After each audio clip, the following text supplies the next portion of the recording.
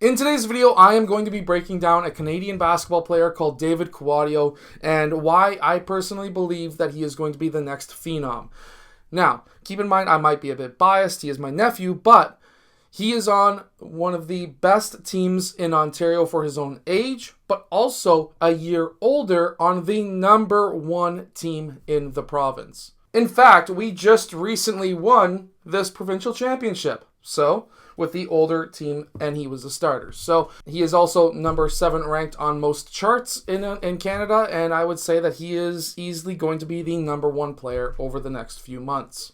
So let's get down. Let's check out what he does on the court that is good, that you can do as well to become one of the top basketball players. Okay, so really quickly, he is a 2010 born player, which means that he is a 2029 grad player. He is currently 6'1", maybe 6'2" by now, but last time we measured him, he was 6'1", and he has about a 6'8" wingspan at the last time that we measured him. He is a fantastic point guard, and what we are seeing right now is him calling a play. One of our plays is to run a screen and roll with him.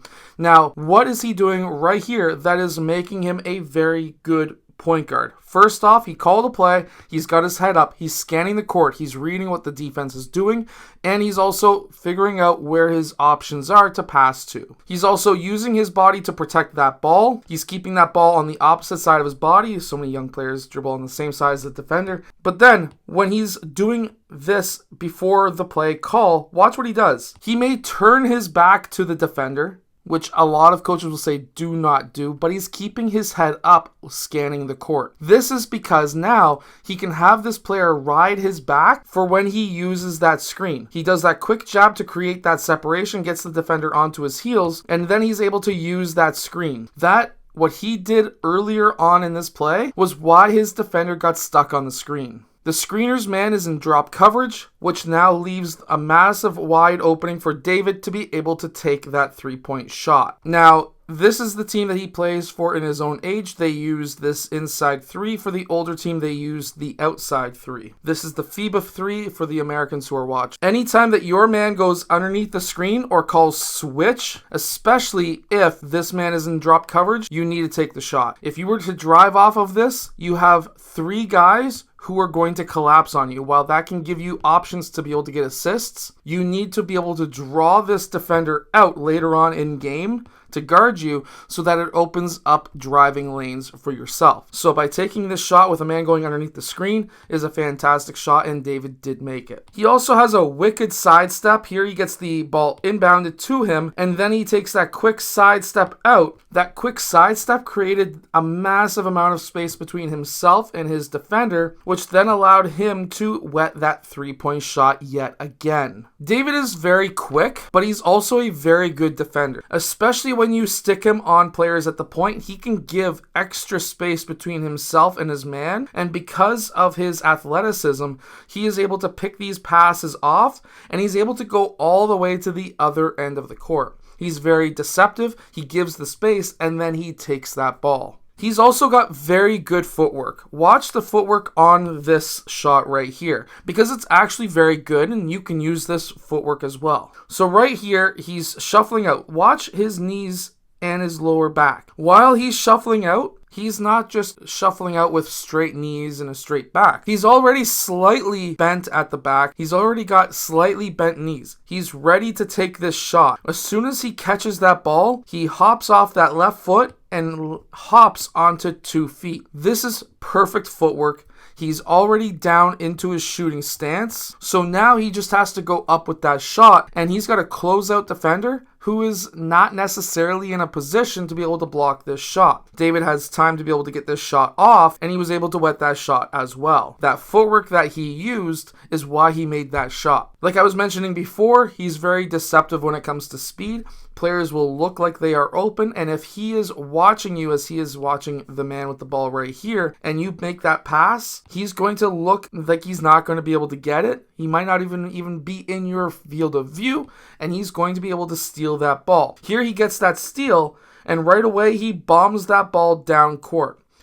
Now, as a coach, I always like to have a lot of players who are leaking down court, but David has been trained that as soon as you get that steal that's underneath that 15-foot mark, which is roughly that free throw line right there, if you are in this space and you get a defensive rebound or a steal, your first decision should be to look down court and not to dribble. The only time you should dribble is if your back is to the play, and that's exactly what he did. He took one dribble and he was able to bomb that ball down court. By being a good transition passer, you are going to be wanted on most teams. Now, David right here makes body contact. That body contact is extremely important. Being able to use that shoulder within your cylinder space. This is not an offensive foul. David's foot is roughly right about there. His shoulder is right about there. His cylinder is right there. That is his player cylinder according to the rule book. If you are inside his cylinder, he can push you with his shoulder and with his elbow as long as it is within his player cylinder. That created the space. You always want to make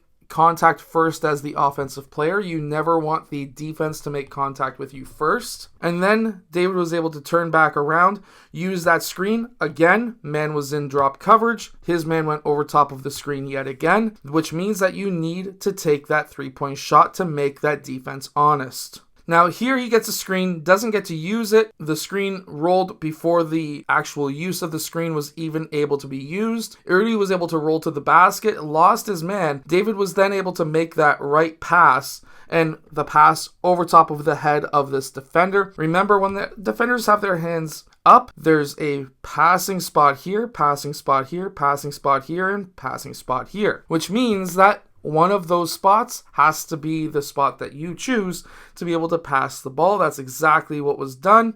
And Erdy was able to make his shot that got David the assist. See, the thing with David is he doesn't have to be a scorer. While he did get 30 points this game, he got a ton of assists as well, because if you're getting 30 points, you can't do that without passing. You have to pass that ball, because if you don't, he's going to drop on you, he's going to drop on you, he's going to drop on you, because they know you're not going to pass. It makes life extremely hard if you don't pass the ball. Now here he spins off his man goes over top of the screen was too narrow, but because David knows how to use angles, he got his shoulder lower than his defenders right there, which then gave him the leverage and the angle to get to that rim, and then that allowed him to be able to finish at the rim. Being able to finish in transition as well here with two hands is extremely important, and of course in this play, again, man goes over top of this, or underneath that screen, Drop coverage, not playing high enough, just means that David has another wide open three. Now in this fast break, yet again, he's able to get his shoulder lower, gets the leverage to get in front of his man. You always want to try and get that man, the defender, on your back when you're going up for that layup. That's exactly what he does here, and he was able to finish at the rim. Again, another steal and another layup, deceptive speed, very good. Now here he's picked up his dribble. He shouldn't have picked up his dribble. It's a learning point. That was the first thing that he said right after this play to me. But he was able to find one of his teammates who was cutting back door, and he was able to get the assist. And then just quick, simple dribble moves like this to get defenders out of position, and then to be able to get yourself an open lane to the basket is a very important skill to have if you want to be an elite basketball player. Now, in the league that the team that he plays for in his own age currently plays in, he's got himself, a teammate, and another teammate all in the top 3 scoring for the entire league. The team is stacked, and of course, he's a very good player himself. Anyways, I just wanted to point this out, let people know about him for one, but also show what he does well, because you can do these moves too. What makes David successful can make you successful also. I hope that you've enjoyed today's video. I hope that this video has helped you. If it has, hit that like button and subscribe, and I'll see you guys again next time.